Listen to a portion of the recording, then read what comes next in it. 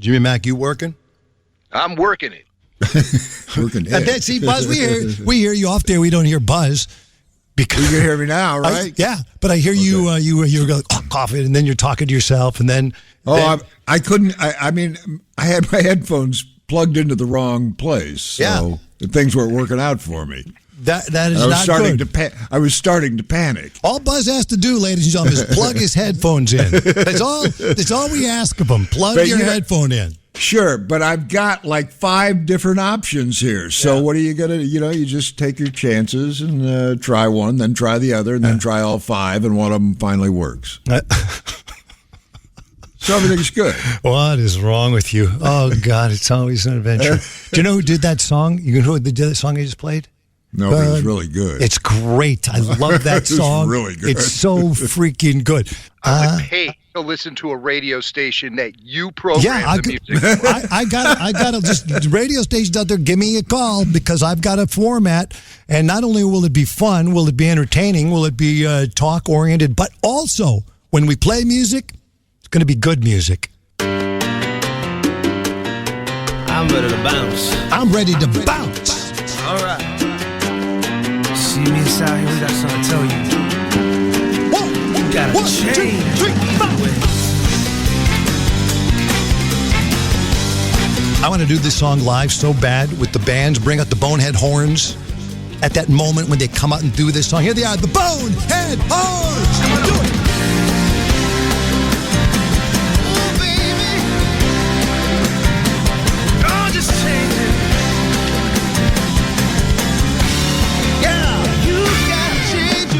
Oh, man. Someday, if we ever get to get live. That is done by Carlos Santana's. Of course, it's done by Santana. Carlos Santana did the original. I know I'm feeding back, but that's all right. I know why I'm feeding back. This is done by his son, Salvador Santana. Sounds just like him. He put this horns to it, and this is produced by my brother, Jimmy Brandmeier. Oh, that's fantastic. That's fantastic. Isn't that something? That is fantastic. It's on a CD or wherever it is now, a song for my father. I don't know how you get that now, but it's out there. Yeah. Whenever I hear something, what I like about music, when I really gravitate towards a song, it's something I envision if I could do it or see it live. If I could see it live, then I'm jacked about it. Then I'm in. You know what I mean? Then, because if you can picture the band up there, like I picture the Bonehead Horns, by the way, with my band, the Leisure Suits, they were fantastic. Yeah. Greg Helton, and I know there's maybe one of the few things I can remember their names: Greg Helton, Jeff Mikas, and Kevin Kline. And then you had Paul Mertens, of course, on the saxophone. What a group! Yep.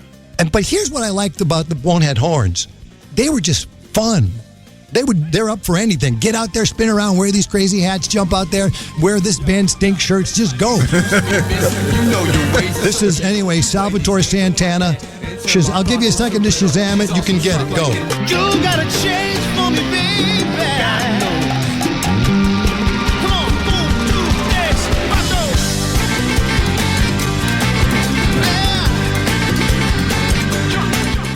3, That is all right. There you go. That's what Tommy Sheckle and I hit the drums together. Boom, bam, boom.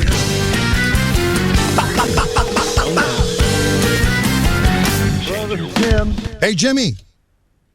Yo. Yeah. We're just playing. We haven't even started. Well, we're recording. We're live right now. We're playing the Salvatore Santana song that you produced called "Evil Ways," song from my father on the album "Song from My." Oh yeah. That's a good one. Holy crap! I mean, it seems from listening to it, it seems like Jimmy, the producer, had a significant influence on the actual sound. Is that true, Jimmy? No, I put it this way: Jimmy, the executive producer, had an influence on the sound. So we wanted to. I told them what we wanted. We wanted to do this, and then they just took it. So I don't want to take credit. I give the credit to Salvador Santana. Wow! And by the way, I'm surprised you picked up your phone. What does the ID say on the phone when you see it coming in on your phone? It said unknown. Yeah. Ladies and gentlemen, I know you're not supposed to pick up unknown, but you got to when you say don't call us, we'll call you. but I'll tell you why I picked it up. So, I wrote this book. I wrote a book called for my kids, and I just got an email. There were like 5 emails that were from a month ago saying, I ordered your book. Where is it? Oh, boy. So there was a phone number, so I called up and they said, I am so sorry. I literally just got this information. I don't know what happened. I'll talk to my web guy on Monday. And so I literally just left it, so I thought maybe that was a return call. Because normally I wouldn't pick up an unknown call. Well, I'm glad you did. A lot of people don't. But anyway, what's the name of your book? While you're plugging, you might as well plug. I didn't mean to plug it. No, Jimmy, just plug it. People got to make a living. Plug it. It's called. It's easier to plug it than apologize for plugging it. Yeah, you just wasted time apologizing for plugging it. I'd like to apologize for plugging my book, Be Who You Are, a song from my daughter, available on Amazon. It's called Be Who You Are, Jimmy Brandmeier. Go look at Amazon and get it. I just burped up. Who You Are, a song for my children. And I wrote the book for my 3 daughters, Jamie, Jessie, and Josie, as they were making their way out of the house and into the world. Yeah, and then, of course, you should say making their way out of the house. That's what I was going to say. Making their way out of the house and then back into the world and then back into the house. That's a new title, an addendum to your book. Back out of the house, into the world, back into the house.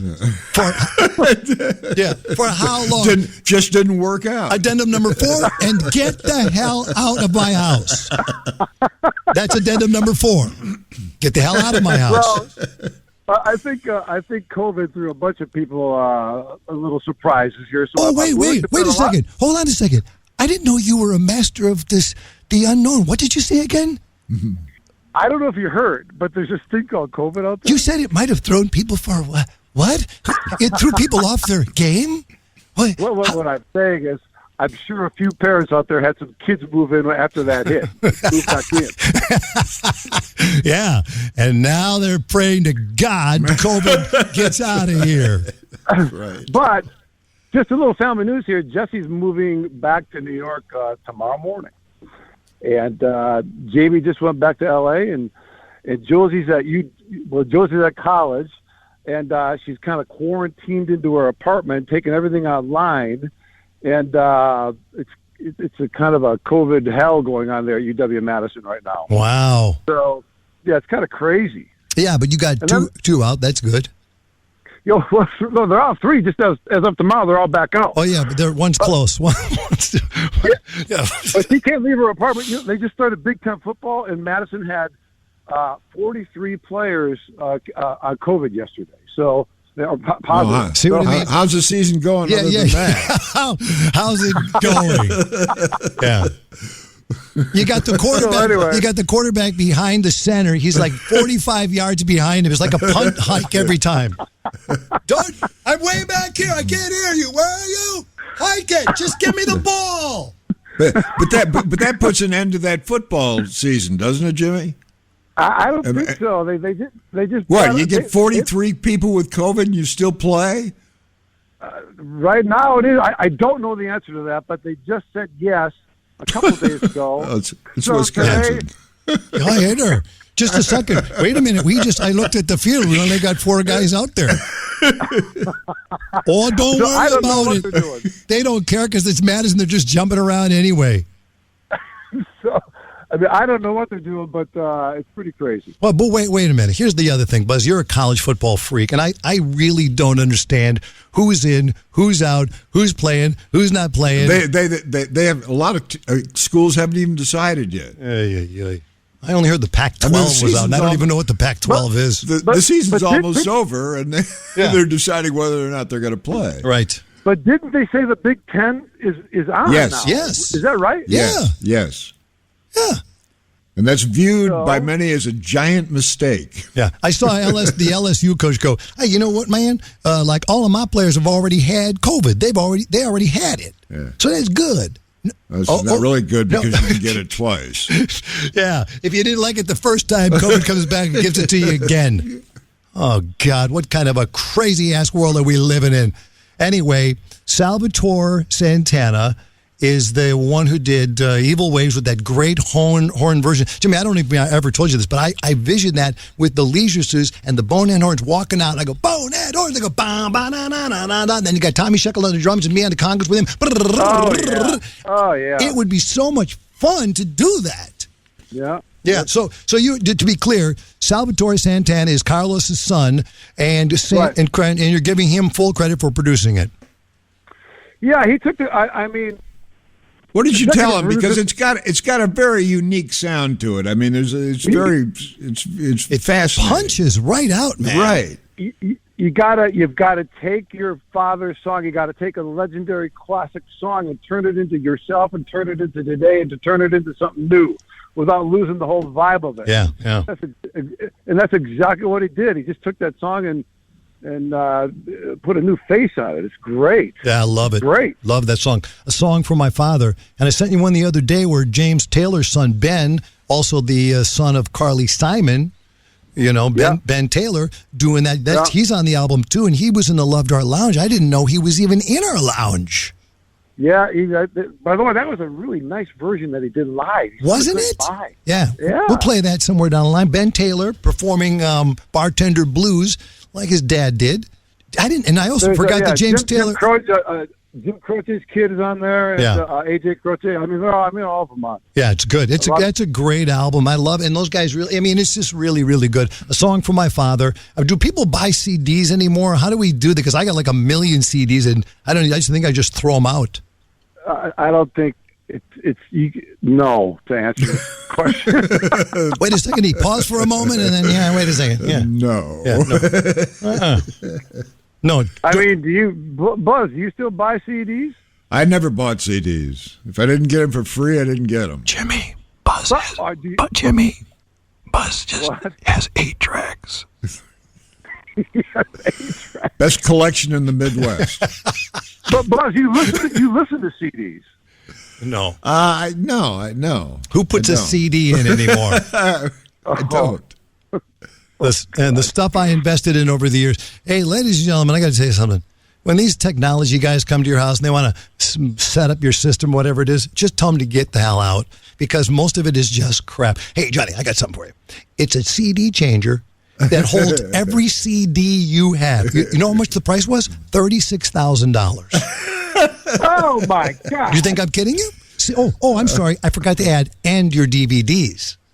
So now, then I thought to myself, wow, that's great. With the push of a button, I can find anything I want. It goes up on my screen in my house music, $36,000. And then I go, wait a minute. Who's going to put all that stuff in? I'm not. $36,000. I'm not going to do it. So yeah, plus it's out of sync. You can't find stuff like that anymore. It doesn't even exist. And who plays CDs? So what do you do then with the Song for My Father? You can get it. Where can you get it then? No, it's been licensed out, but it's just sitting there. I'll put it this way. It's been licensed to a Sony company, and it's just sitting there. Yeah. So it sounds like it's lonely. You could probably get a Song for My Father online still. I don't know how this works online, but there's third-party sellers selling. Like before my book even came out, there's third-party sellers selling it. There's a CD. Yeah. See, this is what I'm saying, Jimmy. I don't know how they get it. Yeah. We got people going around now that are going around and kind of cleaning up my stuff out there, whether it's YouTube or music. And, we don't mean any harm, but we just got to, according to what I'm hearing, we got to get that out so we can put out the right quality stuff, start our own YouTube channel and all that other stuff, right? So we got to do that. And it makes perfect sense. It's, because of copyright laws. Did you remember the video? I don't know if I sent it to you, Jimmy. I don't even know if you saw it, Buzz. It was me jumping around the studio when it was getting built, and I did it to Eminem's song. I did see it. Yeah, Remember My Name. Eminem's song. Yeah, I think I do remember that. Remember My Name. Yeah. And we put it out for 1 second on Facebook. And they grabbed on YouTube. They grabbed it so fast, I could not believe how fast they yanked my video off the air. I couldn't believe it. I don't know how they do it. There are CDs that we put out that the day they come out, third-party sellers all over the place. There was one demo that never was released, never. So I could figure this one out. It was in New York. We did the demo in New York. Never saw the light of day. and somebody put a YouTube video to the music of it. So, Yeah. so it had to come from the studio. It had to, right? It's unreal. You can't put anything out that's not copyrighted, and it's unbelievable. So you say your album's just sitting there. I saw my almost live. It's larger than live. The double CD we recorded at the Rosemont. I saw it on sale for $30, and I go, well, who's got that? That's craziness. So you got to just kind of, you can't corral all of it, but you just got to take care of it. Some of it that's out there, but. Yeah, so you're just saying you're not going to make all this plug, and some third-party guy is going to get your money? No, it's out there. I have nothing to do with it as far as that goes, and if somebody buys it, it has nothing to do with me. But I'm sure it's out there on Amazon. What a waste of my time. Yeah, I don't. Okay. Well, we've covered a lot of turf. Your new book, The Kids Are Out of the House. You've got Evil Ways. It's by Salvatore Santana. Your album was called The Song for My Father. And the Wisconsin Badgers only have 4 players on the team. But the season will go on. Yeah, but it just, hey there. Listen, now we noticed the last time we played, you guys, you only had 4 guys on the field. Well, tell that to Sweeney. We didn't see it. We don't notice it. And a lot of my guys on the team are going deer hunting anyway pretty soon, so what the hell do we care? Yeah, Badgers. But think about it. If you're a football player and you're looking at a team playing defense and the whole line has COVID positive. Yeah. What are you going to do? Hey, dude, don't say... Can you imagine it? That's why I'm saying the world's gone crazy. We've gone nuts. It doesn't. None of this seems to make sense, because here's the thing: there's the side that believes it, and there's the side that doesn't believe it. Whether you call them offense, defense, whatever you call them, we're not just talking football. Some people believe it. Some people don't believe it. So here's what we got: a world of just complete confusion. But hike the ball. Yeah. Don't hike to me. No, I'm out. Don't hike to me. Yeah. And I like how they said they got to switch the balls during the game. And you got to be kidding me, man. And then just think about this: billions and billions of dollars in play, college football. Bars. Unbelievable. There's so much money involved. And what are you going to do? Hey, what do you want to do? A lot of your team's dying. That's all right. But it's still 2 for 1 at the corner tap. Oh my God! And yeah, so I don't know, man. I don't know. Well, listen, it sounds good. Once again, I hope to see you someday soon. It would be great just if I could see you, hang out. Yeah, I know. Think about it. We're down the road. We're down the road, Buzz. Jimmy and I are down the road. Michael, Joey's in Minnesota. Jeffy's there, also in Madison. Mary's in St. Louis. My whole family. We can't just. Nobody. That's social distancing. Yeah, that's social distancing. From my brother, and being a social distance from my brothers is the safest thing you can do. There's no question about it. All right, Jimmy, listen to me, man. This song is so freaking good every time I hear it. I'm glad you picked up. I'm glad you picked up, Jimmy boy. Thank you, man. Thank you. Don't call me man in front of my family other than my family. I told you only call me man in our family, not in public. Yeah, call me bro. But you want to say goodbye to Jimmy? call me Bro Cephas. Okay. All right, goodbye. Yeah, I love 1, 2, 3, 4. Yeah. We got to use the internet for important things, like how to get free meals at restaurants. That's important. That's very, very important. Stand by.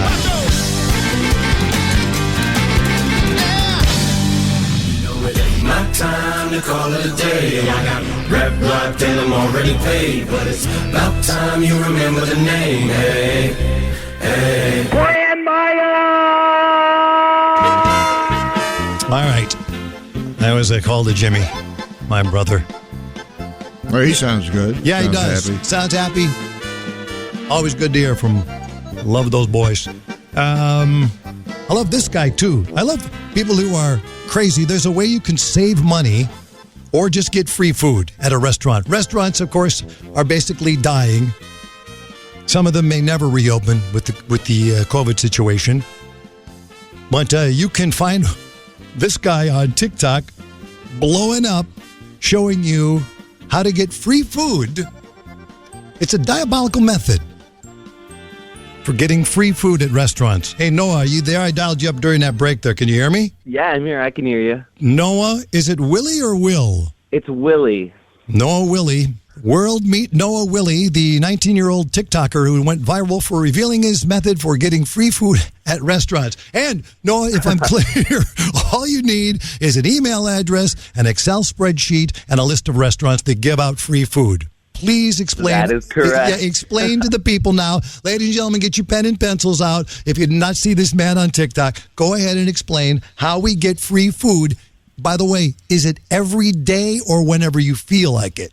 Well, I guess it could be either one, whenever you feel like it, or every day. In my case, every day. But basically, it's as simple as getting an email address and 365 restaurants, signing up for the birthday reward for a different day of the year. So basically, you have a birthday reward for a different restaurant every single day of the year, aka free food, and it's your birthday every day. Okay, you got an Excel sheet, and you find out the restaurants and you listed kind of, there was a listing of like Applebee's, Arby's, Baskin Robbins, Ben & Jerry's, Black Angus, Chick-fil-A, Chili's, Denny's, all the great restaurants that you might want to get some free food from. So what do? You then send them an email and say it's your birthday, and they say, come on in for a free what? Anything? Yeah, so basically most of them have a website that you sign up for the rewards program, and you go in on there and you sign up, make an account with them with your birthday in it, and then whatever they have for their birthday reward, whether it be, a free slice of pie or, a free drink at Dunkin' Donuts or, whatever their birthday reward is, and then I have one of those small little things every day. So what have you received is it over the course of how many days have you been doing this? Now that it's out, do people in the restaurants go, all right, there's that dude, that's that Noah guy on TikTok, he wants a free taco or something. What do you get? Like, what's the biggest thing or most expensive thing you ever got? Benihana's does, it is a buy one, get one, but I do get a $30 meal from Benihana's through that. But now I was on BuzzFeed, I was on Daily Mail, and now the restaurants are definitely starting to catch on. So at least for me, I feel like this probably won't be lasting very much longer. Yeah. Once it's out there, it's out there. But it is weird that in this situation, I'm sure you receive some sort of comments where people go, hey, dude, these restaurants are trying to make a living and you're taking free food from them. Have you got negative comments like that? Oh, 100%. There have definitely been plenty of haters. And the one thing that I definitely would say to that is most of the rewards on that birthday spreadsheet are a buy one, get one free.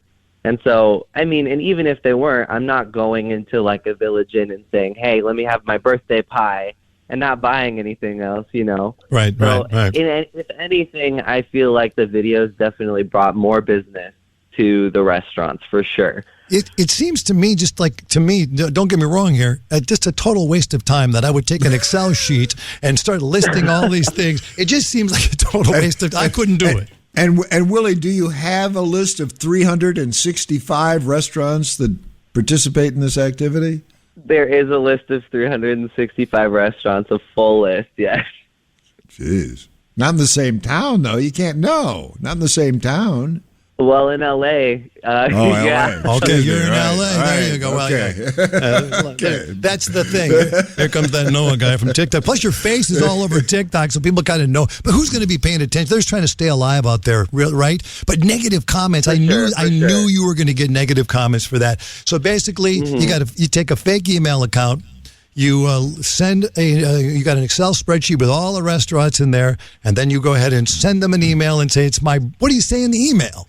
It would just be something along the lines of like, if it's a restaurant that doesn't have a website for sign up or something, you send them an email, you say, hey, it's my birthday. I was wondering if you offer any birthday rewards. Me already knowing that they offer birthday rewards, and then usually they just send you some sort of coupon. By the way, tell me if I'm right on this, because in some of the articles it says that you were kind of out of food yourself, living in L.A., and you decided to have like this charity thing. What is that all about? I don't get that. So, okay, the article, there was a little bit of a miswrite, which has been the target for most of the hate. But essentially, so when I was in high school, I started a nonprofit organization to help the homeless in the local Des Moines area. So I grew up here in Des Moines. And then when I went out to L.A., what I had said was that I was starting to find myself in a similar situation with lacking some of that food security. And that got misconstrued to me comparing myself as homeless, which is not the case. That's right. But I was struggling with food a little bit.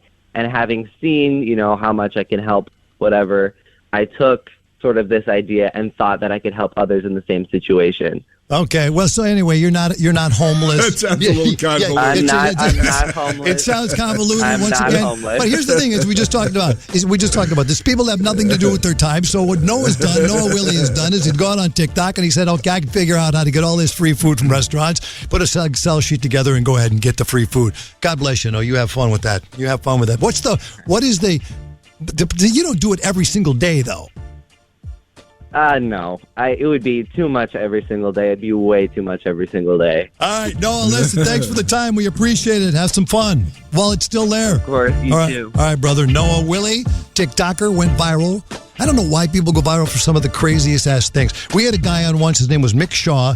Here's what he said about how to beat. His book was called "How to Beat the Check at a Restaurant." How to beat the check at a restaurant. Do you remember his advice, Buzz? No, I don't. His advice was very simple. Just start complaining. That's right. Just start complaining. Just start complaining. And managers are trained to always listen to what you have to say, even if it doesn't make any sense at all.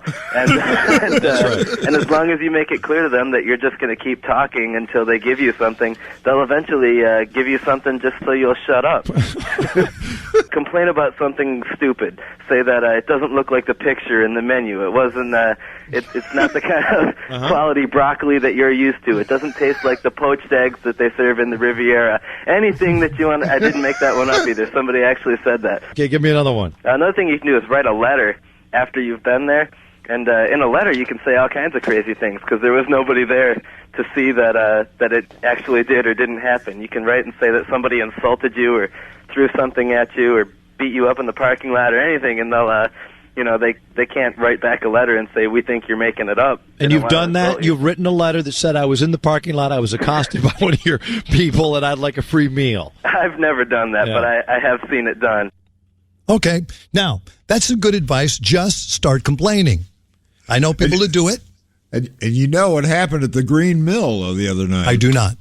Oh, it's big news. It was on TV. Well, explain what the Green Mill is to people around the world. The Green Mill is the foremost music bar, perhaps, in the world, and it's right here in Chicago. Okay. So, I mean, it's been there forever. Oh, yeah. And somebody complained about their check the other day, got worked up, and took a chair and put it through the front window. Yikes.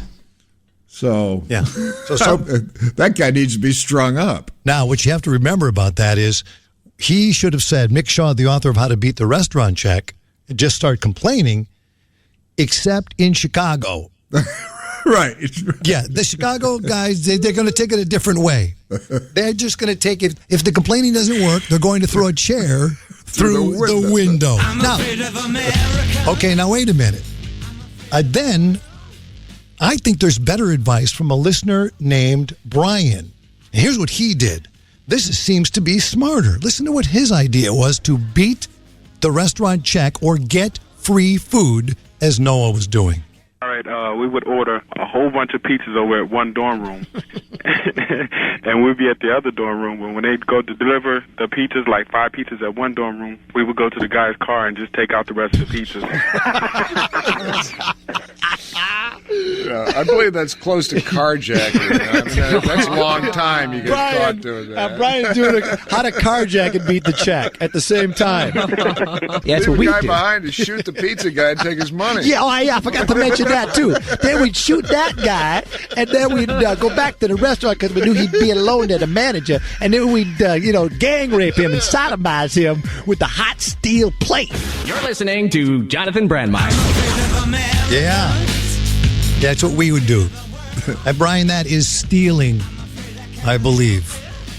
8335 that's JB blatantly Show. Stealing. You're going to jail. That's not beating the check by putting an Excel sheet together.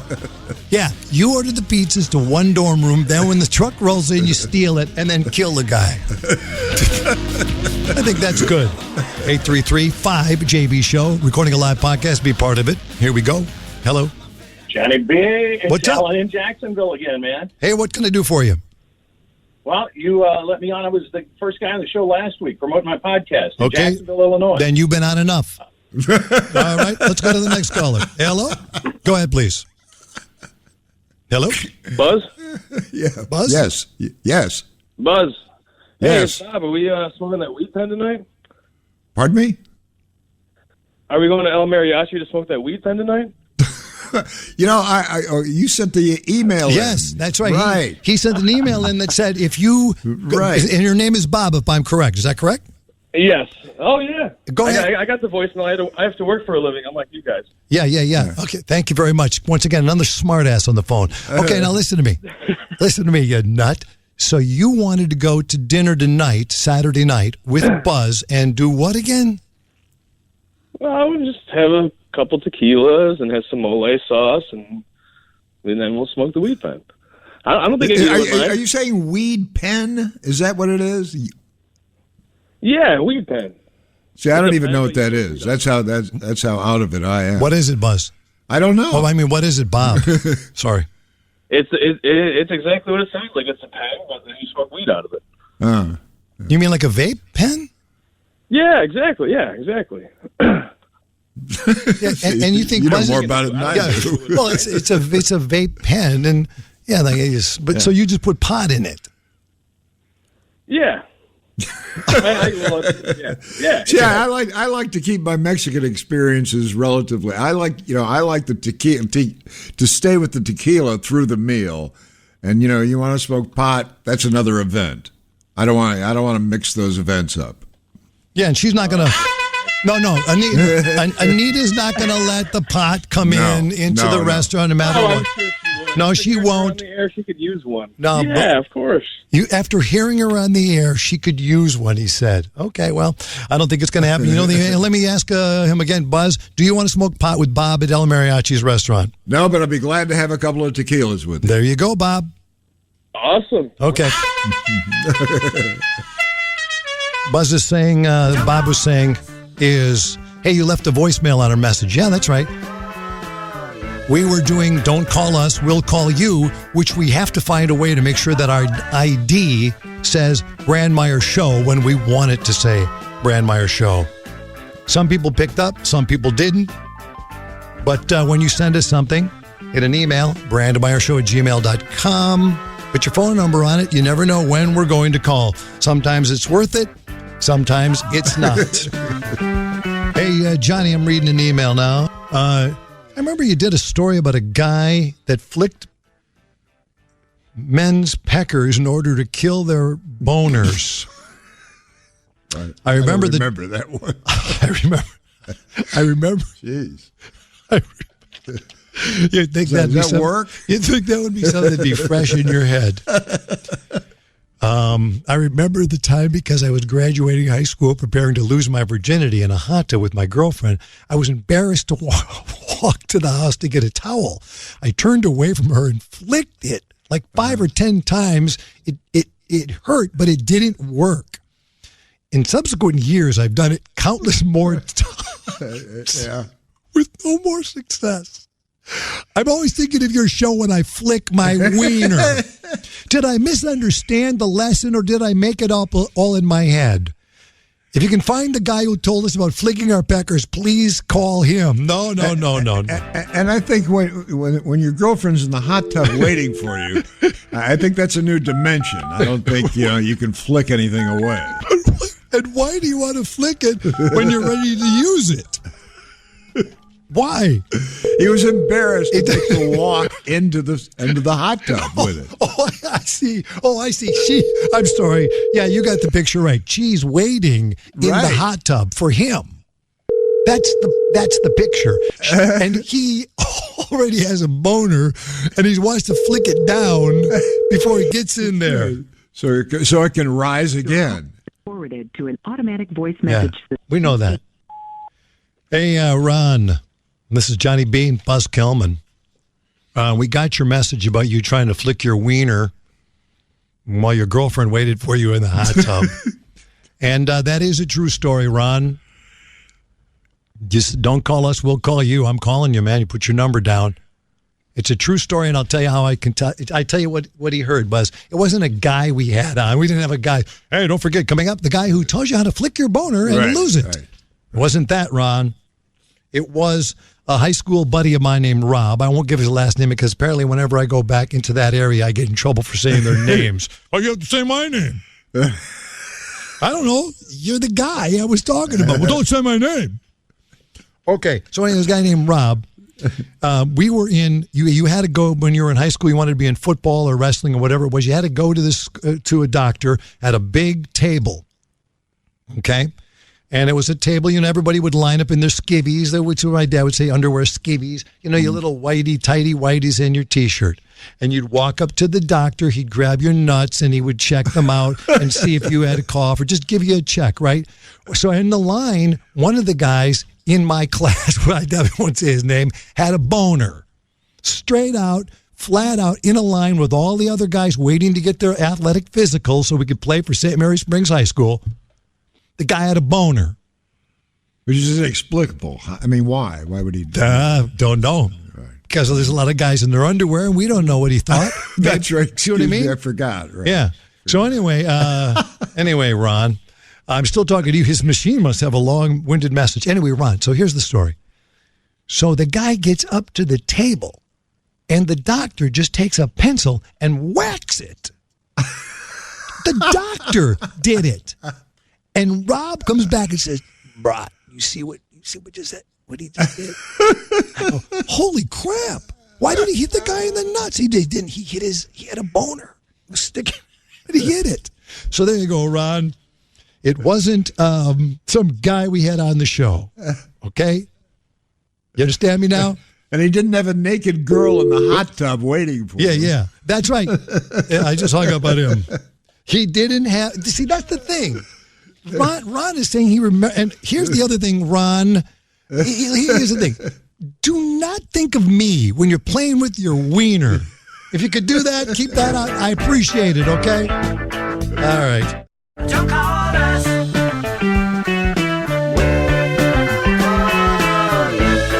Sometimes they pick up when we do Don't Call Us, We'll Call You, and sometimes they don't.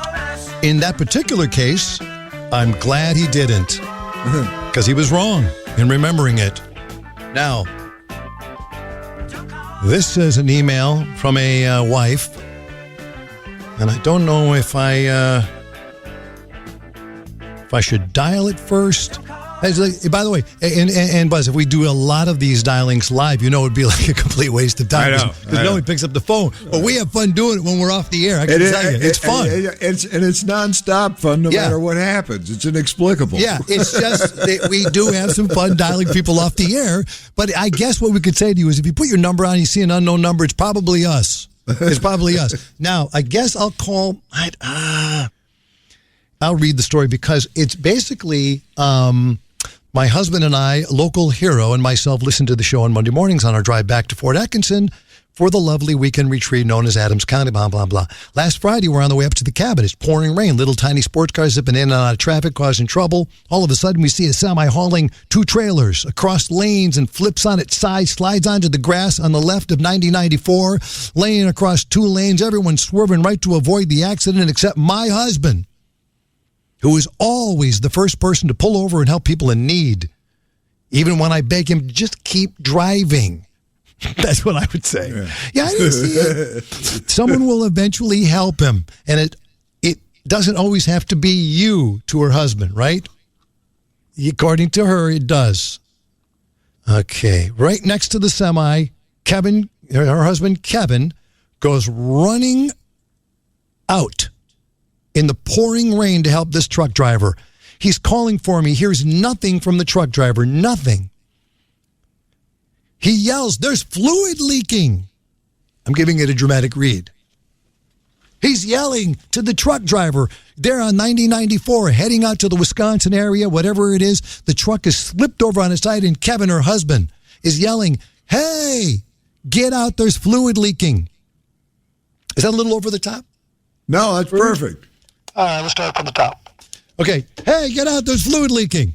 And then Kevin yells to him to get out fast. Driver, he comes running out of the truck. He rolls himself out of the truck driver does. And then he gives the poor driver a rain poncho from our car, and the police show up, and we head out. Truly, my husband is a great guy. WKOW out of Madison calls and says, hey, can we talk to you about this accident? He agrees. He agrees, thinking he just wants some facts about the accident, to call my husband while we're in the car driving. He calls him up in the car, and sure enough, Kevin not only makes the website for their news, but then a video appears with his picture with coverage all over the news. And then she writes in caps, insert me dying laughing all night, hearing this over and over again. That's just what I do. It's just what I do. Okay, here's the report. Just under Smoky Hollow Road, I-3990 was clear and dry Sunday, a far cry from what it looked like just 2 days before. Kevin Friel was heading up to Mauston just before 5 with his wife when he saw a semi-truck start to lose control. Now, Friel says this area was covered in debris on Friday, and even though there was hazardous material pouring out of the trailer, he knew he had to get to the cab to help the driver out. He said the rain was still pouring and they were both soaking wet, so he gave the man a rain poncho before heading out. Friel says a state trooper had just shown up by the time he and his wife headed out, so he was glad he got there when he did. That's what I do. The highway was closed until 9:45 as crews cleaned up the damage and hazardous material. Friel says through all of that, the driver of the semi was all right. Did you ever know that you're my hero? She said you would hate this. He was so embarrassed. He never thought his voice would be seen or heard all over social media. All night I heard, oh, God, Sue. Everyone is sharing it on Facebook. Oh, God, Sue, I'm on TV again. Oh, my God, Sue, there's a video, not just the article. I'm dying, laughing, but still admiring him for being a good Samaritan that he is. I told him he should really begin having me answer his cell phone saying, Heroes Hotline. How can my husband save you today? It's a good one. That's a good one, Susan. That is a good one. A joke, but he is really a good human. Please call him Saturday during your show and ask him all about being a hero. Please, please, please, Johnny B and Buzz. It'll make his day. I mean, his day truly will make it. We love you guys. We love the shit show, and you have brought us all back. Kevin Friel, you're our hero. Did you ever know that you're my hero? Fact is, I would stop and help if I saw that. Buzz, I gotta tell you, I love you, man. I just don't think you're doing it. Remember, he's driving. Okay, he's driving. It's pouring rain. Yeah. He's with his wife. They're on the road, and he sees a semi truck flipped over sideways. Just a second, maybe this is it. Well, hello. This is Kevin. Hey, Kevin. Kevin! Did you ever know that you're our hero, Kevin? Oh, my God. Hey, Kevin. You guys are too much. Kevin, we got a note from your wife that said you're the hero. Did you hear any of this or not? Well, no, I don't. We listen on Monday mornings when we head back to work. Oh, you're going to enjoy this then. You're going to have a nice Monday ride then, because this is we had a nice we read the email. We talked about you and how you didn't want to be in the news, but yet you were in the news and you were on the TV and Facebook and everything. And she said that we should call you from now on. When people call you, it should say Heroes Hotline. How can my husband save you today? It's a little embarrassing with all the... Oh, God, Sue, I'm on the TV again. Oh, my God, Sue, there's a video. Oh, my God, I'm dying, she says. She's laughing so hard. And you said the line that she likes the most is, that's what I do. That's what I do. It's just what I do. See? That's what heroes say. That's what heroes say. That's what heroes say. Yeah. No, we're not afraid of this American. We're not. This is a good American. This is a good American. Oh, my God. Say it again with some conviction. It's just what I do. That is a movie. So, what do you do for a living? I'm a painter. Of course. Of course. Did you leave your card on the guy's smashed up hood? No, I did not. Wow. No, but seriously, Kevin, honestly, your wife she wrote a really funny letter. It says, call him, ask him about being a hero, please. It'll make his day, whatever it is. So what happened? I mean, you did this. Was it instinctual, really? Because I'm saying this, and here's where Buzz and I begin arguing because of you.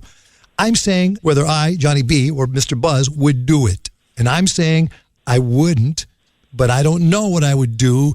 But your wife said that's just what you do, and so did you say that, okay? So tell me exactly what happened there.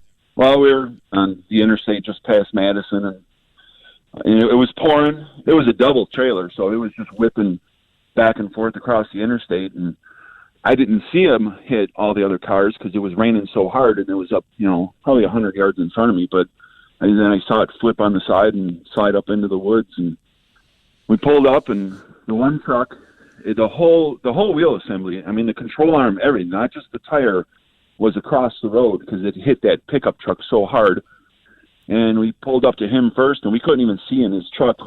The windows were all blown out, and the airbags were deployed, and, the passengers couldn't even see. I yelled into him and asked him if he's all right, and all I could hear him say is, yes, I am. Then we went on to the semi and went up there and yelled for him, couldn't hear him, went around through the mud, kind of into the woods, so, not far, but just the truck was pushed up against the woods, and I went around there, and thank God, when I got to him, he was standing up in his cab. He was basically standing on the passenger window area because he was looking for his phone, and windshield was smashed, and, so finally crawled out the top and slid down that aero dam, that plastic. We had him, he's a heavier guy, and he was worried about us dropping him, and because another young guy came along, and he just laid on his belly, and just we grabbed his feet and slid him off, and that's about it. Another hero came too. You had two heroes involved in this, right? They did. Yep. Another guy crawled up. But I'm confused because I know 1994. I know where you're headed. I can picture it. And the semi trailer's there, and you didn't know. You were yelling to him, according to your wife. You were yelling, "Get out! There's fluid leaking." Well, he was looking for his phone, and he just wouldn't. He was, he was a bigger guy. If something happened, it started on fire. He's not getting out fast. I know, but Kevin, this is where your wife said she's saying to you, which is she's not a hero. Let's be clear. Susan's not the hero. Susan's in the car saying, "Don't get out of the car." Is that what she was saying? Someone will help him. She did. She did say not to stop. I was driving over plastic trying to get, I was dodging plastic, but I was driving all over metal and plastic trying to get to him, and. And Kevin, was there something going on where you felt he was in immediate danger? Because it doesn't sound that way. It sounds like it was raining and nothing was going to catch on fire and nothing's going to blow up. I mean, don't get out of the car. What made it an emergency for you? Just the way he whipped back and forth. I mean, it was like a slinky going. He crossed all three lanes. Oh man! Times. Yeah, but once the accident's over and the truck is turned on its side and stuff, I mean, why then, when everything has stopped moving, why do you feel the need to go to his truck and, I mean, what? What were your fears? Well, you don't know if he's trapped in there. Yeah. You don't know if he's conscious. You don't know. Right. Absolutely. I understand. I was scared walking up to it. I mean, I didn't know what I was going to find. And was there any fire? There was not, but there was smoke from the dripping liquids dripping on the engine, coming from the engine compartment and under, because, it was completely on its side. Okay, so what if you had just not, you didn't follow Susan's advice, your wife's advice always, as she wrote to me, my husband, the Wisconsin hero, please call him for your show. What if you had, you do, of course, you didn't listen to her advice and you do what you always do. Because that's what you do. Because that's what you do. Okay, and the truck blew up and she never saw her husband again. Well, she might be happy. No. She lost a hero. No. Yeah, she lost her hero. She lost her hero. Yeah. She would have lost the one and only Kevin. And so when you got back in the truck after it happened, you get a call from their TV station in Madison. Next thing you know, you're everywhere, and you did not like that. It's just a little overwhelming and embarrassing. People blowing up my phone and blowing up my Facebook page, and it was It's not easy being a hero. It's not easy being a hero, Buzz said, Kevin. That's right. It's not easy being a hero, but it's just what you do. I told her, that statement isn't untrue. We pontoon a lot on the lake up here, and I do not pass anybody up that needs help. As long as I'm not going to die on a interstate, I don't pass anybody up that needs on a country road. If I see somebody that needs, an older person especially needs a tire fixed or something, I don't. I stop. Yeah, wait. I'm sorry. I'm sorry. I'm sorry. I must have missed what you said. Say that again. It's what? What did you just say? It's what I do. It's what I do. He's Kevin. He's Kevin, the Wisconsin hero. Your wife said there was a car that was like a little sports car zipping in and out of traffic, and then the car flipped over. Yeah. What caused that guy? Just the slipperiness of the highway at the time? Well, he said he had to lock them up because of those little sports cars. They're crazy going up, 90, 94. I mean, there'll be 5, 6, 7 of them in line, zipping, cutting people off, and they just have no respect for anybody on the interstate. And that's exactly what happened that day. He said one of them went flying by him, and all of a sudden it was sideways in front of him, and he had to lock it up. And when he locked them up, he lost control. Well, you know what? I have noticed this. Maybe you do too. It seems like you drive up there every weekend. You say you listen to the podcast on Mondays. I noticed that people are driving much faster now since COVID. Have you noticed that? Oh yeah, less traffic. It's not. They're flying around. But my theory on it is that the cops don't want to get out of the car either. That's exactly it. See? I know police who have been told they don't have to put themselves in danger with COVID. So now we're talking. Yeah. Those neighborhoods, the neighborhood where I work, they're known. You can't drive up and down Main Street without, the police getting you. And they're doing, in a 25, they're doing 40 miles an hour. I knew it. I knew it. That's what I was thinking. I zip past cops. They don't even hey, how you doing, officer? I know they're not going to stop me. I know it. All right. Yeah. All right, well, listen, you are a hero. I'm glad we called you. Everyone's swerving. You get out in the pouring rain. You give the guy a poncho. There was no fluid leaking, but yet you became a hero because it's... Go ahead, you say it, not me. It's just what I do. Kevin, I'm glad your wife put this little song together for you, too, Kevin. I think there was... This is Susan, by the way. This is Susan Friel in Wisconsin, singing to her husband. This is beautiful. Everything I wish I... All right, listen, Kevin. You're welcome to come hang out on Castle Rock Lake in the summer with us sometime. Sounds beautiful. I'm still in mourning because the Tommy Bartlett show has been canceled at Wisconsin Dells. That was... It's horrible. Horrible. Horrible. It's a part of everybody's history that's in this area. That's right. All right, Kevin, I'm going to hang up on you now. All right. No, I love you, man. Thank you, whoever you are. You seem like a really nice guy. I'd love to have a beer with you someday. Tell you have a lovely wife. It seems like you have a lot of fun together, and that's what keeps that marriage together, I would imagine. Yeah, I have an awesome wife, so thank you. All right, brother. Thank you. See you later. All right, guys. All right. Talk to you later. Bye. So when he's driving on Monday morning, looking for people to help along the highways and byways, he will be hearing himself and his beautiful wife, Susan, sing this tune to him.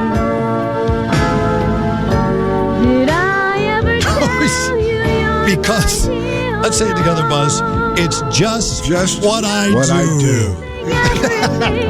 And when he's driving around looking for trouble, I'll be speeding right past everybody. Yeah! Here we go. Radar gun, baby. I love this song. Straight from 12th grade into junior college. Buddy, I passed my exam. Making me a law enforcement person. Got me a gun and a badge. I'm a man. Radar gun. With my brand new radar gun. Is everybody ready? Let's go. You guys act like it's... Pick it up a little bit, okay? Get your chin up. Smile. Okay? Dang, you guys, all right? If not, I'm not talking. This is the Jonathan Brandmeier Show. Kevin Costner's on the line. Mr. Costner, how are you today, sir? I'm fine. Now, who would know more about Westerns than you, Kevin Costner? What are the laws of dueling? When you were in the Westerns, like Wyatt Earp, when you wanted to fight, didn't you just say, oh, yeah? Yeah, well, you got to be careful about what you see in the movies. No, I think the sucker punch was invented back then. Yeah. There were no way. There had to be some sort of protocol, wasn't it? Or was it just you, Wyatt Earp, or whatever, walking down the streets and you go, hey, man, what'd you just say to me? Yeah, you the one who killed my friend? You kill my friend? Yeah, there wasn't too much protocol to killing. Wait a minute. There had to be something where why do we always see in the Westerns where they're lining up and you're facing the dude and he's facing you and then you're looking at each other and then you're going to go... I think those movies they orchestrate themselves down to that final thing. I mean, where did all the people go? That always baffled me that suddenly there's not one person in town.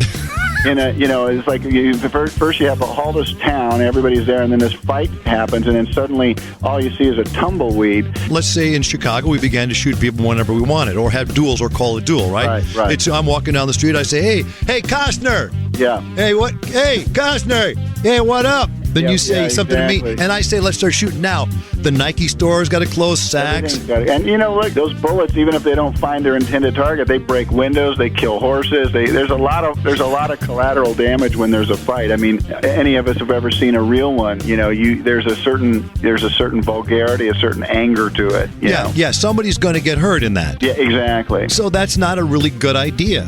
No. Kevin Costner thinks dueling in the streets is not a good idea. Right? It's not a good idea. Yeah, let me think. 1, 2. Yeah, no, it's not good.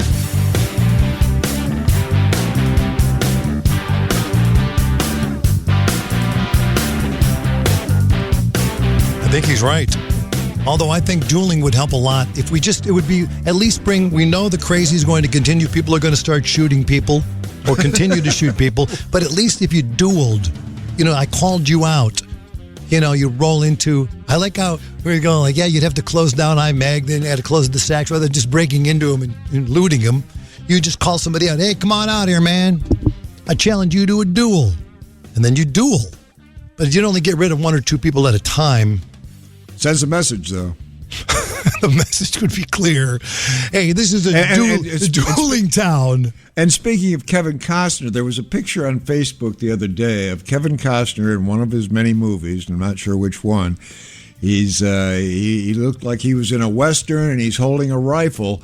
And the caption was, "Shoot a couple, and I promise the rest will run away." And I posted it.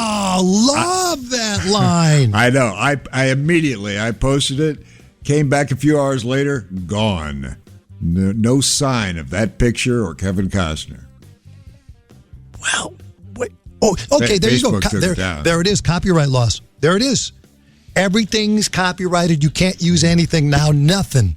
That's why you got to clean it all up. Dueling, man. How would that work? I love Kevin Costner. Yeah, I'm talking to Kevin. He's like, yeah. Anyway, let me think about this for a second. No, it's not a good idea. No, it's not a good idea. Hey, Buzz, you're coming out of El Mariachi, your little Mexican restaurant, and I'm waiting for you in the street. Yeah. Hey, Buzz. Knowing that I'm drunk and you can get me. Okay, don't make it happen. Make it be like that. Let's just say you're coming out, swinging the doors open. You know how they were always waiting for him. And I like how Costner was saying, yeah, you know what? How'd they clear the town so fast? Attention. Yeah. Attention, there's going to be a duel here. Jonathan Brandmeier has just challenged Buzz Kilman, even though he's drunk, coming out of El Mariachi to a duel. Hey, Buzz. And I would talk like that because if dueling I'd love dueling. And you couldn't by the way, ladies and gentlemen, you couldn't duel with an AK-47. Had to be a real pistol. Dueling with an AK-47, I'd just run around and start shooting everybody, and I'd hit something. You'd hit everybody eventually. Hey, Buzz. Play with me. Come on. Let's just pretend. You open the door, you're El Mariachi's. You gotta sound like somebody other than Gabby Hayes. Why? No, I can't. Because the music's lending it to my head. All right. I just can't. It's like, oh, hey, ain't you Buzz Kilman? Yes, I am. Yeah. Who the hell are you? My name's John B. Hey, I'm the new sheriff in this town, and I don't like the way you're acting in there smoking that big pipe of pot. With that listener named Bob. So I want you to come out here now, and I challenge you to a duel. I will blow you away. No. JB. I don't think they threaten like that. I think they do. Val Kilmer does. Nah. Did they say that? I think it's more of... That's why it's more gentlemanly, the way they did it. And that's why I suggested dueling to Kevin Costner. Is because it seems more civil than what's going on now. Everybody's shooting everybody for no reason. Oh, drive-by shooting. That's bravery. Drive-by? Why you got to drive by? Call the guy out. Hey, man, I got a problem with you. Come on over here. And then they give the guy a chance. Okay, also, who counts? How do you know there's got to be a third, there's got to be a referee, third person. Buzz, you're a movie aficionado. Tell me, did you ever see a referee go, okay, hey, Kevin Costner wants to duel with Wyatt Earp's friend. All right, come out fighting. Well, there's no referee. If you're actually in a duel, you're back to back. You take 10 paces, you turn around, and you shoot. Somebody counts the paces. Somebody says turn around, and somebody says shoot. I don't think that's how it goes. Nobody says. But you're just talking about a gunfight. You just want a gunfight. I want a duel. Well, a duel's got rules. Well, yeah, of course. Duels got rules. That's rules. That's true. Phrase that pays. Duels. No, okay, a gunfight then. Yes, indeed. Okay, a gunfight. Nobody says anything like to a gun. You just go, so how do I know? We just turn around and then you shoot and I shoot. You're lying dead on the front steps, say, Hail Mariachi, and I'm driving home. That's how it's going to work for me. Nobody's going to count for me. I'm just going to 1, 2, shoot it. Right. That's it. A gunfight. Okay. End of story. Anyway, we talked to a hero today, and Kevin is a hero because that's what he does. But then there are people out there that, this is what makes me afraid of Americans. I'm afraid of Americans. I'm afraid of the world. I'm afraid I can't help it. I'm afraid I can't. The YouTuber, did you see the video of the YouTuber who took a crap on Nancy Pelosi's front step? No, I didn't. Okay, here's. I'm so glad you said no, you didn't, because I want to see your reaction as you're watching it. Hey, Matt, can you send Buzz that so he gets it on his phone or wherever he gets it there? Done. Do you have, Buzz? You have it on your your text? Hold on. I mean, pooping on Pelosi. The Poopalosi. Poopalosi. All right, here we go. Nancy Pelosi home. Popping a squat. Jesus. I'm not getting it. Oh, it's just a picture, right? It's not a video. Mac, what is it? No, it is. It'll go into motion in just a second. I'm so glad he didn't see it because I just want to see. It is so disgusting. He filmed himself defecating on the driveway of House Speaker Nancy Pelosi's San Francisco residence as he did a peaceful protest. All right, here he goes. He's walking to the... Check out this video of this YouTuber who live streamed himself defecating on the home of Nancy Pelosi. Now, see, the guy, another YouTuber, showed the video and then described it as it was happening. Do you see it happening yet? He's doing something. I think now he's taking his pants down. Boy. No, he's waiting for something. What's he taking? This is the longest video. Yeah, nothing's happening. Let's listen to it being described, and you can watch it as it's happening. And you'll see what happens. It's pretty funny. I don't know what he does it there. It looks like he's picking up the paper. He took the bag. All right, here he is. He's down. He's in a squat right now. Saluting. As a guy, he's the camera. He has the camera across the street, and the guy who crapped on her driveway is taking the picture of himself, and he's got the camera across the street. He salutes to the camera, and then he goes into a squat. Hold on, this guy we're listening to is describing what you're looking at the guy going. Well, I'm assuming. And maybe he has second guesses. He's thinking about it. Should I do it? In the back of his mind, he's thinking, is this a good idea? Or should I do it for the gram? Fuck it. We popping it, and we not caring.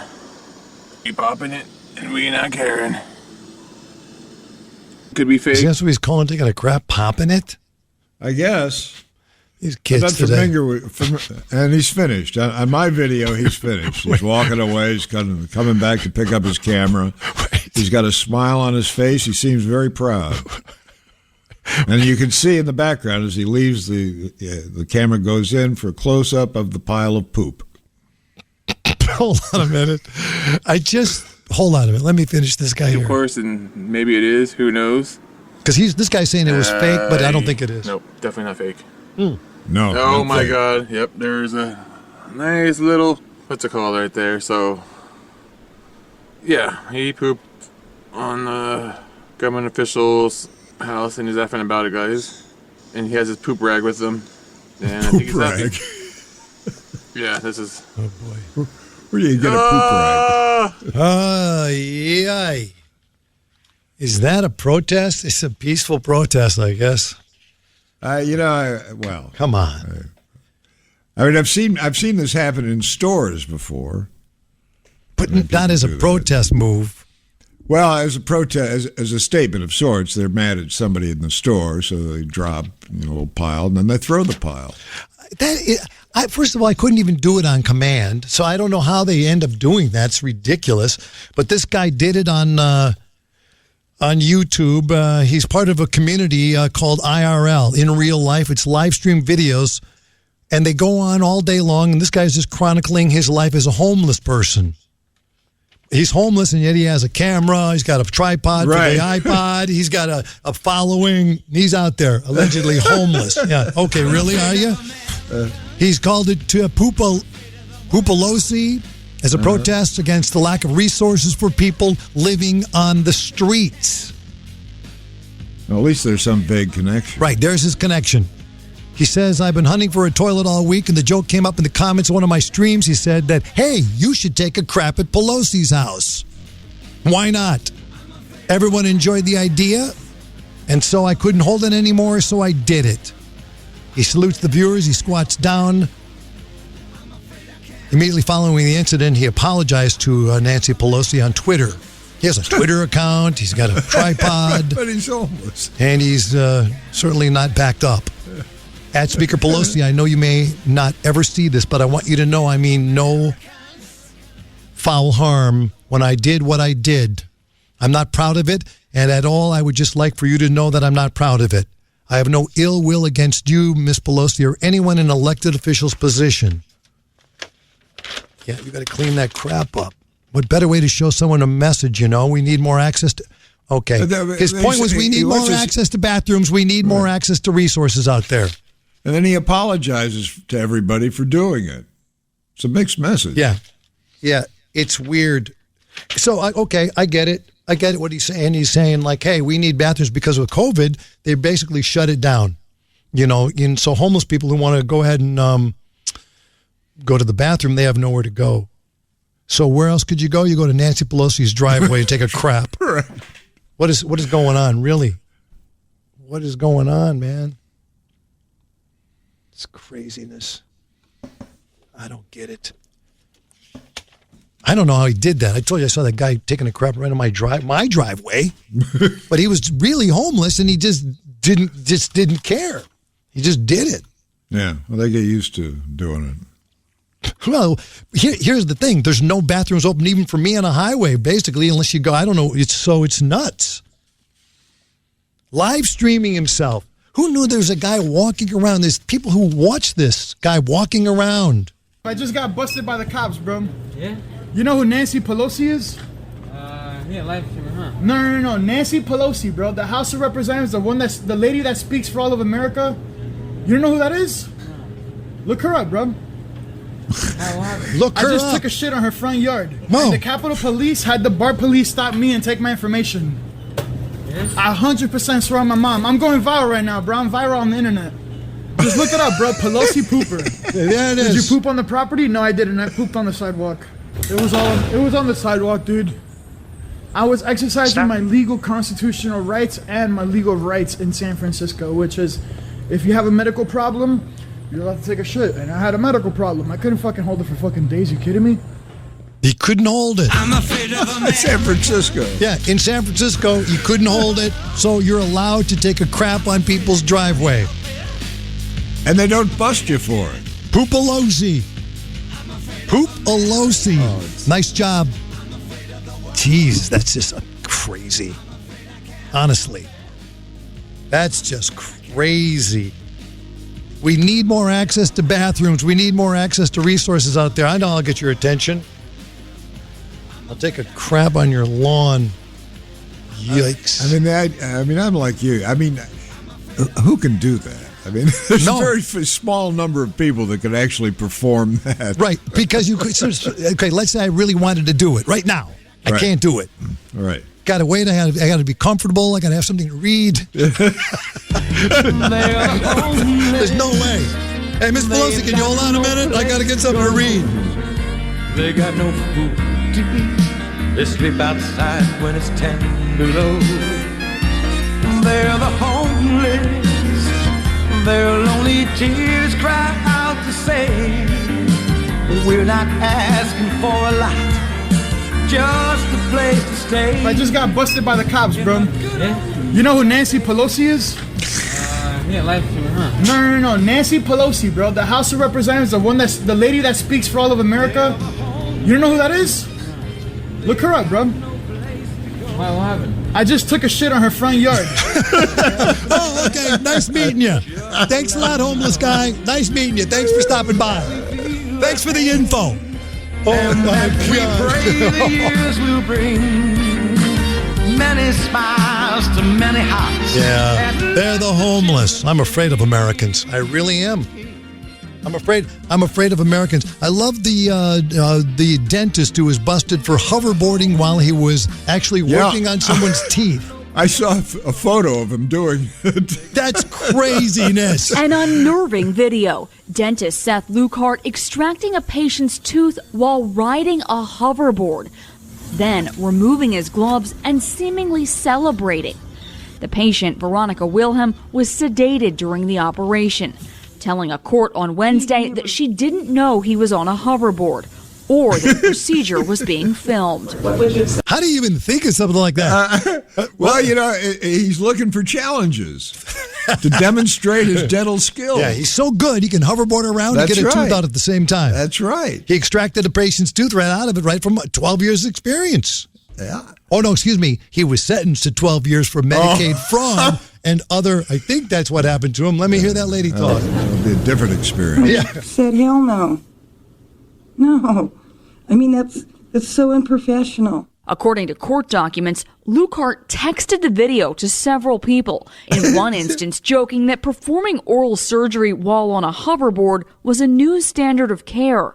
His own lawyer, Paul Stockler, apologizing for his client in court. Yeah, he hoverboarded around, took a lady's tooth out, been doing it for a while, after he sedated her, of course. And then he has to tell his friend, send the video of him doing it. And, of course, the friend gets that up on YouTube. And next thing you know, he's in prison for 12 years.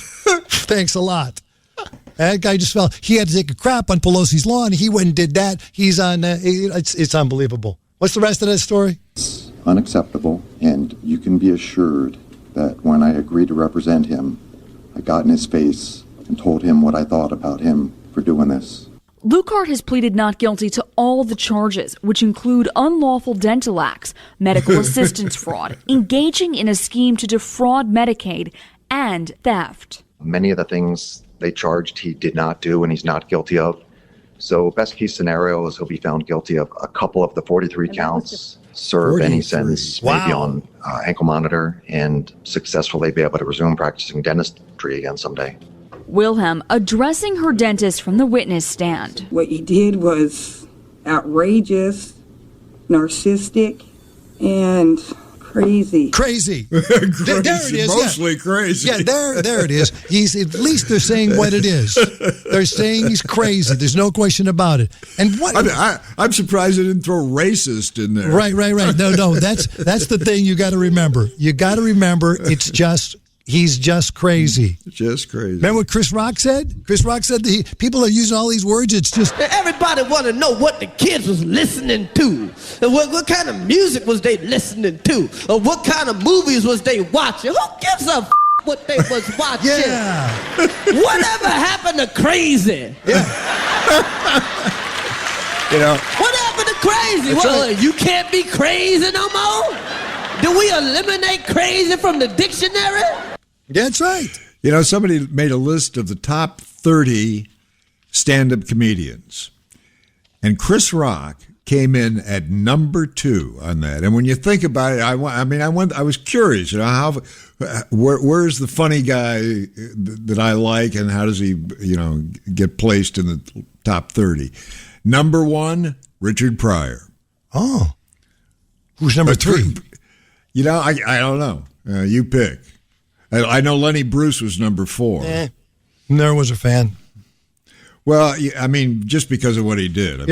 He made the comedian an outlaw. I'll tell you who's funny, who's got a really good stand-up routine, Chuck Schumer. And he was on that list, of course. Chuck Schumer. Did you hear what you just said? I said Chuck Schumer. And? Chuck Schumer? I said Chuck Schumer is really funny, and you went, yeah, okay. Chuck Schumer. I'm going to say it again. Chuck Schumer. Nothing, huh? No. Chuck Schumer. Senator Chuck Schumer, Democrat, stand up. Never heard Chuck Schumer do his act? Nancy Pelosi's buddy, Chuck Schumer? You never heard him do his stand-up routine? You mean the politician? Yeah. No, and does he do a routine? Funnier than Al. You okay. You be the judge. Let's hear it. You be the judge. Mrs. Walters is brought before the judge, and the judge rolls his eyes. And he says, Mrs. Walters, you're back. Yes, Your Honor, you're back. I'm back. And what did you steal this time, Mrs. Walters? Your Honor, I stole a can of peaches from the supermarket down the road. The judge is exasperated. Mrs. Walters, look, I know you're a kleptomaniac. I know it's an illness. I know that you can easily afford a can of peaches. But for Lord's sake, Mrs. Walters, this is the 17th time you've been brought before me for shoplifting this year, and it's only March. I have no choice. I got to sentence you to some time in jail. Now, how many peaches were in the can, Mrs. Walters? Your Honor, there were 4 peaches in the can. And I have no choice. I'm going to sentence you to 4 nights in jail, 1 for each peach. He's about to bang the gavel and pronounce sentence when a gentleman in the middle of the room gets up all agitated. Your Honor, may it please the court, I'm her husband. She also stole a can of peas. That's funny stuff. That's why he's number 1 on the stand-up comedy list of all time. You're saying number 1 is Richard Pryor, excuse me. Number 2 is Chris Rock. And number 3 is Chuck Schumer. Senator Chuck Schumer. Because there is a Schumer on that list, but I think it's Amy Schumer. That's by the way, her uncle. So you know. That's her uncle. She came in at 29. 29. Her uncle came in at number 3. Chris Rock, number 2. And he's fun. Oh, wait a minute. Chris Rock is going to be in the new Fargo. You're darn tootin'. Yeah, the new Fargo on FX. It starts next week, or it's probably started depending on when you're listening to this. Fargo on FX is back. Chris Rock is coming back. Oh, you betcha, yeah. It's weird. Well, I shouldn't say coming back because I would never imagine Chris Rock in the Fargo television series, but he's in. He's in. He can fit in anywhere. That's right. There you go. So anyway, that's what she said. Now let me tell you this: you don't like Fargo? Don't you like Fargo, the TV show? I couldn't watch it for some reason. It's not that I couldn't watch it. I chose not to watch it for some reason. Okay. I don't know why. I saw an episode or 2. I'm definitely challenging you to a duel now. There's no question about it. Get the bullets out. You don't need no gun control. You know what you need? We need some bullet control. We need to control the bullets. That's right. I think all bullets should cost $5,000. $5,000 for a bullet. You know why? Because if a bullet costs $5,000, there'll be no more innocent bystanders. Be it. Every time somebody gets shot, they be like, damn, he must have did something. They put $50,000 worth of bullets in his ass. And people will think before they kill somebody if a bullet costs $5,000. Man, I would blow your head off if I could afford it. I'm gonna get me another job. I'm gonna start saving some money, and you a dead man. You better hope I can't get no bullets on layaway. So even if you get shot by a stray bullet, you won't have to go to no doctor to get it taken out. Whoever shot you, take their bullet back. I believe you got my property. See, everybody blame the kids is crazy, and everybody want to be mad at the kids for shooting up the school. What about the parents? The parents is really up, man. All right, there he is, Chris Rock, going to be in Fargo. Boy, he's a genius. He is. We got a listener in Fargo. I know that for sure because he sent an email. Dwayne Wasson. He's in Fargo. Hey, how you doing there in Fargo? Oh, you betcha, yeah. Yeah. I used to call the Fargo sex line, which is fun. I was dialing sex numbers just the other day, like I always do. Yeah. I like peanut butter and Oleo and What the heck do you mean? whatever it is, whatever it takes to keep it swinging. Yeah? Yeah. I can't do anything right now because I have a toothbrush in my ass. What the heck are you talking about? I like chunky. It's good. Well, heck, if you wanna play games here, Yes, master. okay. Tell me what to do. Oh, for Christ's sake, here. I'm not. What the Christ? Wow. The Jonathan Brandmeier Showcast. This is the new Not Normal. Don't call us, we'll call you. Whether you put your phone number on your email or you put that phone number in a voicemail. Because we see it when you call in the voicemail. We'll call you. There's a question about this. Hey, Johnny D. My name's Tiffany Bachman. I am a long-time listener. My dad was a listener first.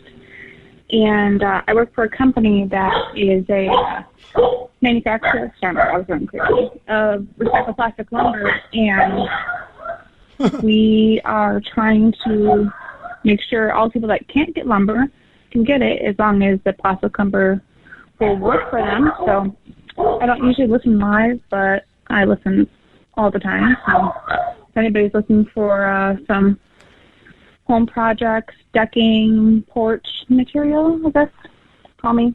Okay, now I think, wow, okay, thank you, Tiffany. I think what she's responding to with her wild dog there is we had a guy who called and he said, people don't get one thing going on in the pandemic is that no one can get lumber. Look at me talking and dialing like that. I'm awesome. Yeah, that's amazing. Wow. Probably, I'm sorry, wrong number.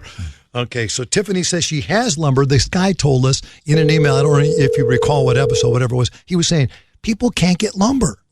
If you want to build something, do something with wood, you can't get lumber. Because it's just back. Why, though? I don't know. I know a guy in the lumber business, and he's never really mentioned a shortage. Your call has been forwarded to an automatic voice message system. Well, and well, maybe it would have something to do with the fire.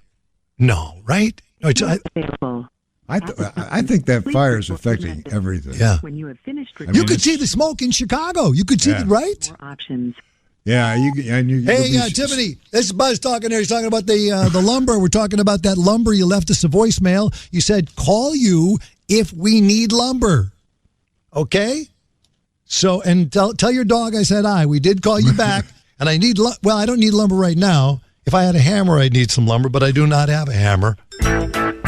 But if I did have a hammer, I'd call you. Hammer. Tiffany, how you doing there? Hope you can hear me on your voicemail. Tell your doggy I said hi. Evening all over this land. Hammer out manger. I'd hammer out warning. I'd hammer out love between my brothers and my sisters all over this land. A lot of people don't know that Buzz was Paul in Peter, Paul, and Mary. I like the Ronnie James Dio version of If I Had a Hammer. It's much, it's cleaner. Whoa.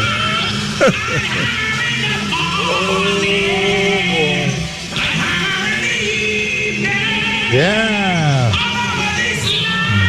Or you could have the Leonard Nimoy version. If I had a hammer. Yeah, there we go. I'd hammer in the morning. Yeah. I'd hammer in the evening. Why would he want to do that? I don't know. I'd hammer at danger. I'd hammer at a morning. Well, he was probably just trying to keep up with Shatner. Yeah, right. all over this land. Speaking of Shatner has a new album out. I swear to God. He's unstoppable. What? I he's can't in his believe it. 90s, I think, now. Okay. This is Leonard Nimoy. You just nailed it. You're right. Leonard Nimoy dead, gone. Shatner has a new record out, and he has it with a bunch of different guys, a bunch of Everybody wants to sit in with William Shatner. Everybody. Yeah. It's hold on a minute. Hold on a second. Let me grab this for you. Hold on. Bye, Tiffany. Are you still there? Are you still there? Yeah. So are you still there? I thought, what's that? I've been running around my room here going, where is she? Hold on. So Shatner. So there was. Here's Leonard Nimoy. Well, if I had a hammer, I love Buzz goes. I'd hammer in the morning. Why would you want to do that? Hammer in the evening, all over this Well, I land. mean, it doesn't sound like he's particularly enjoying it. No, it's like. Leonard, could you just do it again? No. Live long and die. all over this land. All right, so Shatner's got a new album out with, as you just said, people love to jam with Shatner. Right. So you got William Shatner's new record. William Shatner sings the blues and more. No. I swear this is not a joke. Go ahead, start Googling it right now. William Shatner takes on a number of classics, and it contains guest guitar spots from Richie Blackmore, Pat Travers, Albert Lee, Jeff Skunk Baxter, Sonny Landreth, and many more. I mean, those are heavy hitters. All of them. Yeah, I was going to ask you, are they're all... They're all heavy hitters. Wow. But they love William Shatner. But here's what caught my eye, and you'll get why I'm excited by it. He does a cover with Canned Heat of Let's Work Together. Somebody's a genius. Oh, yeah. William Shatner. Together we stand, divided we fall. Come on now, people, let's get on the ball and work together. Come on, let's work together.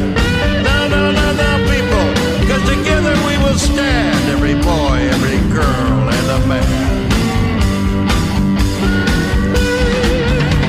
Before things go wrong, as they sometimes will, and the road you There is William Shatner. Jerry Vale called me last night. Get out. He said, if you don't sing, I won't act. That's Shatner telling us in the studio. And Jerry Vale called, if you don't sing, I won't act. Jerry Vale, nice reference. There it is. So that's the new Shatner album. And he's got Sweet Home Chicago on there with Brad Paisley. He's got The Thrill Is Gone, the Richie Blackmore, Let's Work Together. Boy, remember, the one thing you don't want to be is you don't want to be the engineer in a William Shatner recording session. Can we do Let's Work Together again? Back up to line 149 and 151. To read those again, have fun with them. The void is starting to affect you, and your hail fellow well met. Oh, please don't tell me how to do it. It's sickening me. Sulu, Checo. Spock, sabotage the system. Spock, restore the atmosphere. Spock, sabotage the system. I wish I knew what to do. Observations, Mr. Spock. Okay, can we have line 193 again with sabotage, pronounced sabotage? I don't say sabotage. You say sabotage. I say sabotage. You say sabotage. I say sabotage. There are only two other celebrities who've made such a fantastic appearance on commercials like that, and it's besides William Shatner. The other one is Orson Welles. Orson Welles. Orson Welles. But they have similar egos of some sort. Yeah. Where they're not make going a to back down. stand. They're going to make a stand on the pronunciation of one word, and they're wrong, and they don't care. That's right. That's right. Wait 1 second. Let me find Shatner explaining that, because he never heard it, he said, until I played it in front of him. So hold on. I remember that. And it's like, what? And he's sitting right in front of me, just laughing his head off. Like, wait a minute, what? It's like he was loving jacking with this guy. Here it is, Sabotage with JB. Here we go. Let's see what we got here. So this is William Shatner in studio, sitting right in front of me, hearing this for the first time as we discuss it. Let me ask you before I play this. Do you say the word sabotage or do you say sabotage? Sabotage. Sabotage. Okay, here we go. Back up to line 149 and 151. To read those again, have fun with them. The void is starting to affect you, and your pale fellow well met. Please don't tell me how to do it. It's sick of me. Sulu, checker. Spock, sabotage the system. Spock, restore the atmosphere. Spock, sabotage the system. I wish I knew what to do. Nope, watch. Observations, Mr. Spock. Okay, can you have line 193 again with sabotage and sabotage? I don't say sabotage. You say sabotage. I say sabotage. That is the greatest tape I have ever heard. Because this guy, you can hear, now he's already heard you say sabotage, but he's going, oh, God, he just told me, don't direct me. It's William Shatner. He's all over me. I don't know what to do. And he's sitting there, and this guy goes, you can hear him. He's waiting and waiting and waiting. He doesn't know what to say. Mr. Shatner, yes, you did. You said sabotage. I didn't say sabotage. Yes, you said. Let's play the tape back. I didn't say sabotage. I say sabotage. No, you said sabotage. And sometimes I say sabotage, but I never say sabotage. Yes, sir, Mr. Shatner. Yeah, you know what I mean? I mean, it's bizarre. By that time, you don't know what your name is. Yeah. Let's see how that finished product turned out. This is where sabotage ended up. Captain's log, stardate 3417.7. Except for myself, all crew personnel have transported to the surface of the planet. Mutinied. Lieutenant Uhura has effectively sabotaged the communication station. I think he said sabotaged. Who the heck knows? Isn't that unreal? That's really unreal. Instant flashback. Now, you said the only other arrogant guy that we can think of in that situation who was just arrogant showbiz guy going in to record. They don't want to do it. They hate being with these people. They look down on engineers. They just go in there and they do everyone else. And everyone around them. Orson Welles. Let's listen to Orson. Why? I just did it right. Look, I'm not used to having more than one person in there. One more word out of you and you go. Is that clear? I take directions from one person under protest, but from two I don't sit still. Who the hell are you anyway?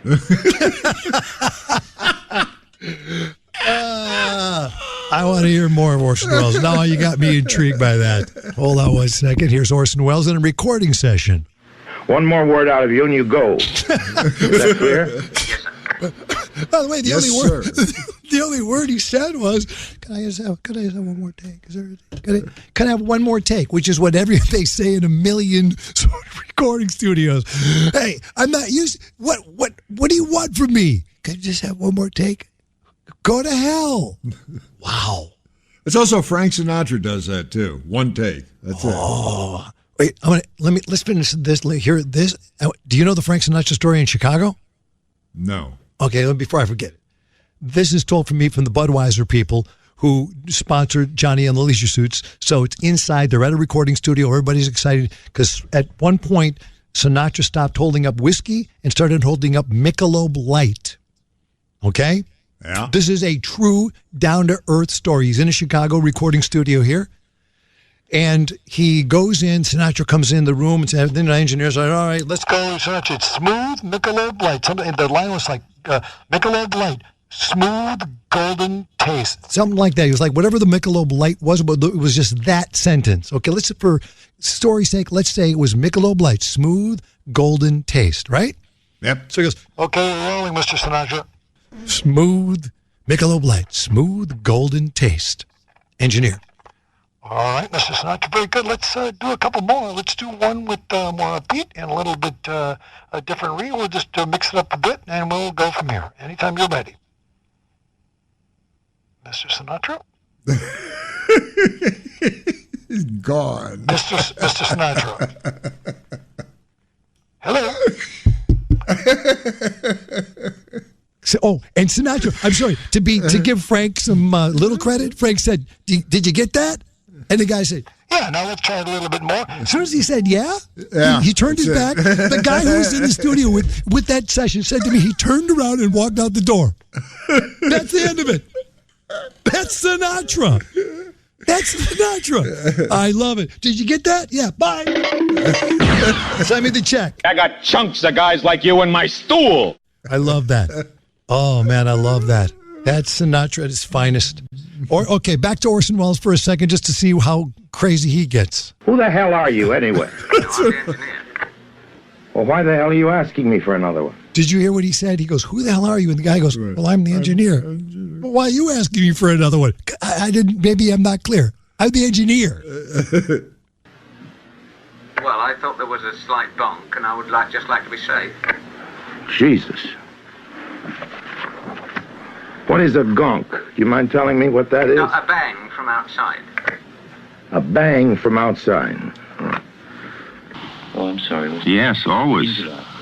I'm always past that. You are? Yes. Well, that's about where I say in July. Could you emphasize a bit in July? Why? That doesn't make any sense. Oh, boy. Sorry. There's no known way of saying an English sentence in which you begin a sentence with in and emphasize it. Get me a jury and show me how you can say in July, and I'll go down on you. All right.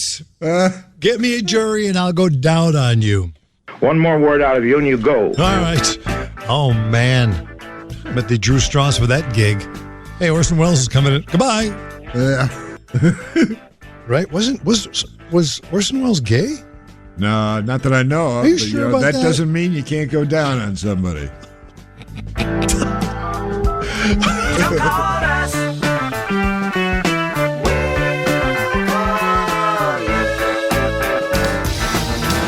Hi, I'd like to thank Jonathan Brandmeier. Thank you. Thanks, Johnny. I want to thank Jonathan Brandmeier.